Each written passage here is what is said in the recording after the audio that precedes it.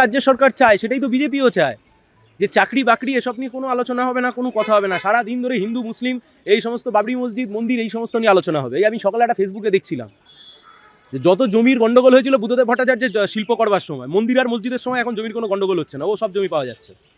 কিন্তু রাজ্যে যখন শিল্পের সম্ভাবনা হলো, বড় শিল্প এলো, তখন জমি জমি করে একটা আস্ত শিল্পকে তাড়িয়ে দিল এই শুভেন্দু অধিকারী, এই মমতা ব্যানার্জি, এই তথাগত রায়রা। আমি আপনাকে আবার বলছি, সবকটা রাবণ। রামায়ণ পড়েছেন তো? সীতাকে অপহরণ করতে এসেছিল রাবণ, কোনোদিন রাবণের বেশে সীতাকে অপহরণ করতে আসেনি, রামের বেশে এসেছিল, সাধু সন্ন্যাসীর বেশে এসেছিল।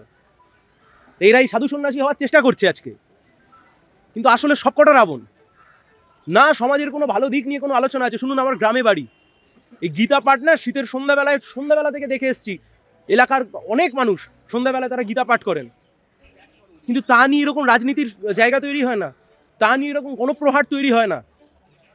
লজ্জা, যা করছে লজ্জা। এই এফআইআর এ কতটা সক্রিয় হবে পুলিশ? পুলিশ কিছু হবে না, পুলিশ কি করবে? পুলিশ কিছু করবে? আমরা আইনের দ্বারস্থ হবো, পুলিশ কিছু করবে না। পুলিশ কি করবে? পুলিশ কি করবে? পুলিশের কিছু করার নেই। পুলিশ কি করবে?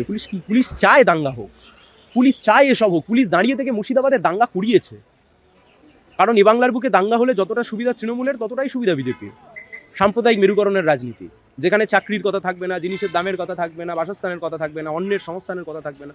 লজ্জা, বাংলায় যা চলছে লজ্জা। ওরা